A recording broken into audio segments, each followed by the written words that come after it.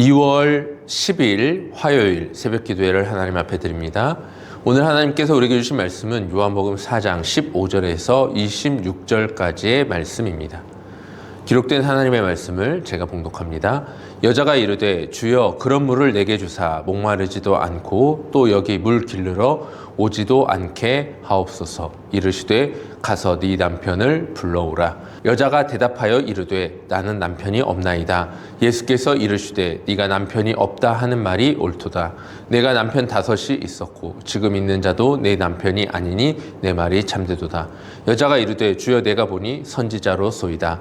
우리 조상들은 이 산에서 예배하였는데 당신들의 말은 예배할 곳이 예루살렘에 있다 하더이다. 예수께서 이르시되 여자여 내 말을 믿으라. 이 산에서도 말고 예루살렘에서도 말고 너희가 하나님께 예배할 때가 이르리라. 너희는 알지 못하는 것을 예배하고 우리는 아는 것을 예배하노니 이는 구원이 유대인에게서 남이라. 아버지께 참되게 예배하는 자들은 영과 진리로 예배할 때가 오나니 곧 이때라. 아버지께서는 자기에게 이렇게 예배하는 자들을 찾으시느니라. 하나님은 영이시니 예배하는 자가 영과 진리로 예배할지니라. 여자가 이르되 메시아 곧 그리스도라 하는 이가 오실 줄을 내가 아노니 그가 오시면 모든 것을 우리에게 알려주시리이다. 예수께서 이르시되 네가 말하는 내가 그라 하시니라. 아멘. 오늘은 하나님이 찾으시는 예배자라는 제목으로 함께 말씀을 나눠보려고 합니다. 수가성 우물가에서 예수님과 대화를 나누던 사마리아 여인은 한 가지 분명한 요청을 드리고 있습니다. 주여 그런 물을 내게 주사 목마르지도 않고 또 여기 물 길르러 오지도 않게 하옵소서. 여인의 요청은 매우 구체적입니다. 생수를 달라는 것이 아니라 매일 우물에 나오는 수고를 덜어달라는 것입니다. 그녀가 원하는 것은 영적인 변화가 아니라 육적인 편리함이었습니다.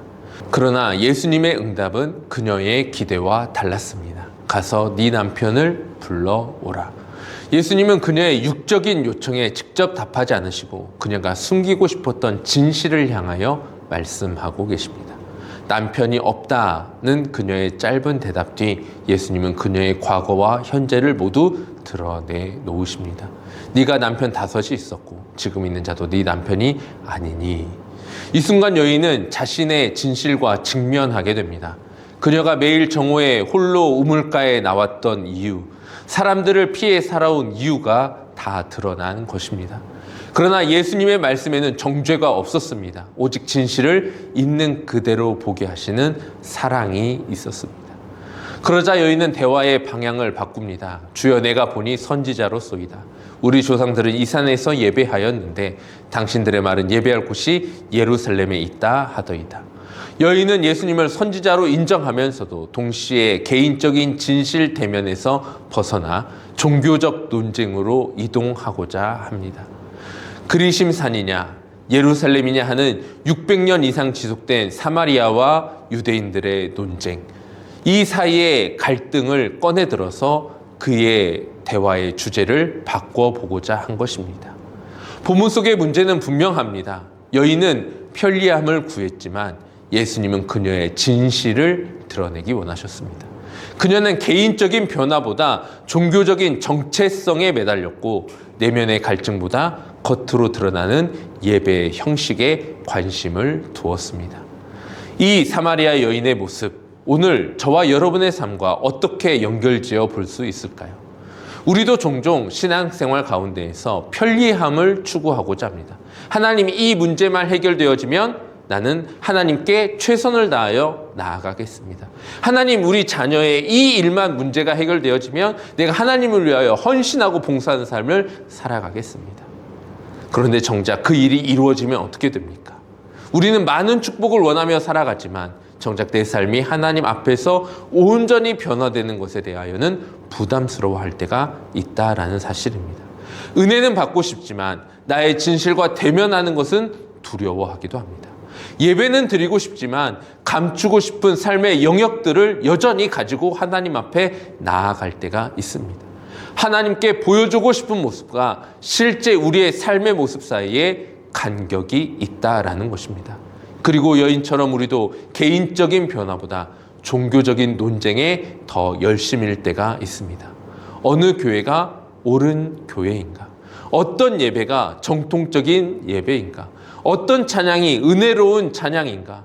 이러한 질문이 중요하지 않다라는 것이 아니라 우리가 때로 이러한 형식적인 논쟁으로 말미암아 본질을 살펴보지 못할 때가 있다라는 것입니다. 우리의 예배의 본질, 우리의 교회의 본질, 우리의 찬양의 본질이 어떤 것인가에 대한 질문을 우리가 던지지 못할 때가 있습니다. 내 마음이 하나님께 진실로 나아가고 있는가 보다 내가 다니고 있는 교회의 정체성이 무엇인가에 더 관심을 두는 것입니다. 우리는 예배의 장소, 예배의 시간, 예배의 순서에 대해서는 민감하지만 정작 나의 예배가 하나님께 진실한 예배인지에 대하여는 무감각할 때가 있습니다. 형식은 지키지만 본질은 놓치고 종교적인 열심은 있지만 영적인 갈급함은 사라진 신앙생활을 하고 있지는 않습니까? 이러한 여인에게 예수님은 놀라운 은혜를 베풀고 계십니다. 먼저 예수님은 예배의 본질을 새롭게 제시하여 주고 계십니다. 여자여 내 말을 믿으라. 이 산에서도 말고 예루살렘에서도 말고 너희가 아버지께 예배할 때가 이르리라. 즉 그리심산도 아니고 예루살렘도 아니라라는 이 선언은 매우 혁신적인 이야기였습니다. 그 당시의 사람들은 그 지역 안에서 그 장소 안에서만 하나님이 예배를 받으신다라고 생각하고 있었기 때문입니다. 600년 이상 지속되어 온 이 예배 장소의 논쟁을 예수님은 단 한순간에 무의미하게 만드셨습니다. 예배의 본질은 지역과 장소에 있지 않다라는 선포를 하신 것입니다. 그리고 예수님은 참된 예배가 무엇인지 말씀하여 주십니다. 아버지께 참되게 예배하는 자들은 영과 진리로 예배할 때가 오나니 곧 이때라.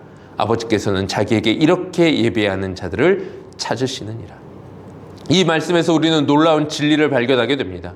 예배의 주도권은 우리에게 있지 않고 하나님께 있다라는 사실입니다. 우리가 하나님을 찾는 것이 아니라 하나님께서 우리를 찾으셨기에 저와 여러분이 예배자로 설 수 있는 것입니다. 아버지께서는 자기에게 이렇게 예배하는 자들을 찾으시느니라. 이 말씀은 하나님이 능동적으로 예배하는 자들을 찾고 계심을 보여주고 있습니다. 죄 많은 사마리아 여인도 5 남편을 거쳤고 지금은 동거하고 있는 이 여인, 정말 그 당시에 도저히 이해되지 않는 삶을 살아가고 있는 이 여인, 아니 지금 우리의 시선으로 봐도 도저히 납득되지 않는 삶을 살아가고 있는 이 여인도 하나님께서 찾으시는 예배자가 될 수 있다라는 선포를 지금 주님은 이 여인에게 하고 계신 것입니다. 그리고 주님은 영과 진리로 예배해야 한다라고 말씀하십니다. 하나님은 영이시니 예배하는 자가 영과 진리로 예배할지니라.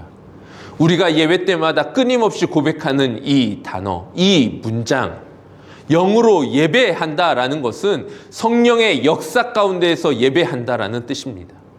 진리로 예배한다라는 것은 하나님의 말씀의 진리 안에서, 그리고 진리 되신 예수 그리스도 안에서 예배한다라는 것입니다.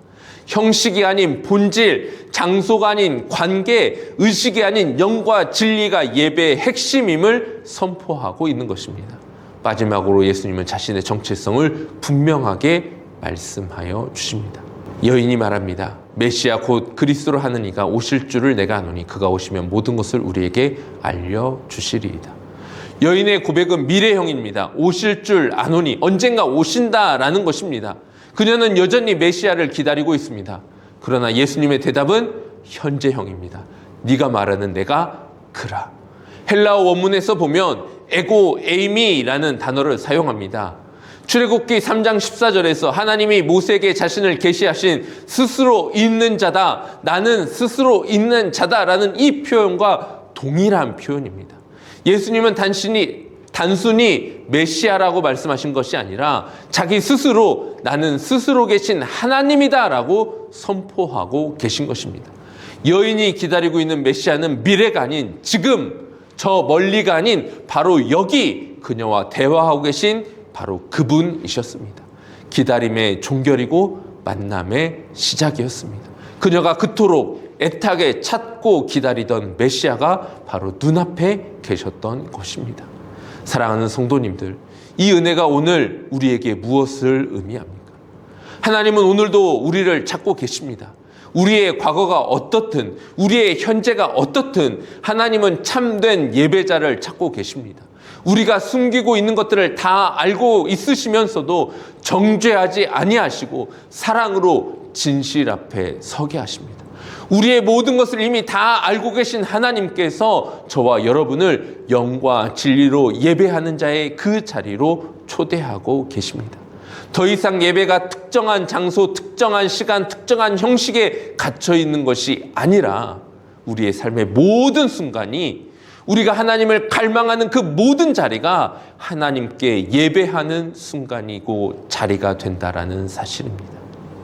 성령께서 우리와 함께 하시는 곳이라면, 진리이신 예수 그리스도 안에 우리가 거하기만 한다면 우리의 일터도 예배의 자리가 되고 우리의 가정도 예배의 자리가 되며 우리의 삶의 모든 순간순간이 예배의 자리가 되는 것입니다.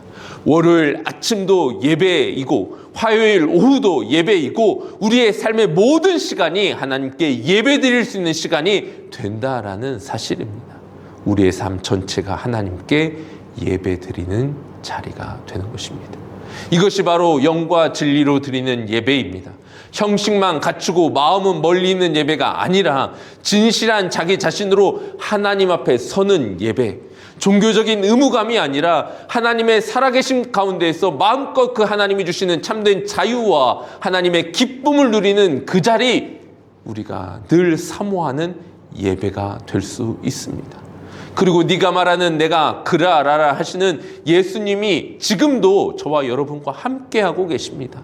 우리는 더 이상 메시아를 기다리는 사람들이 아닙니다. 메시아는 미래가 아닌 바로 지금 우리의 마음 가운데, 우리의 삶의 자리 가운데, 우리의 가정 가운데 여전히 함께하고 계시는 하나님으로 존재하고 계십니다.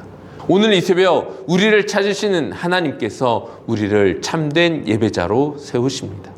우리를 찾으시되 강요하지 않으시며 우리를 초대하시되 하나님의 크신 은혜로 저와 여러분을 이끌어 가십니다. 성령 하나님께서 오늘도 우리와 함께 하시며 우리의 일상을 예배로 변화시키십니다. 이제 더 이상 이 예배는 종교가 아닌 관계로, 형식이 아닌 하나님의 사랑과 은혜를 누리는 진정한 예배의 본질로, 의무가 아닌 하나님을 향한 온전하고 기쁜 사랑으로 우리의 모든 예배는 변화될 수 있습니다. 하나님을 예배하는 참된 예배자의 삶을 살아가시기를 주님의 이름으로 축복합니다.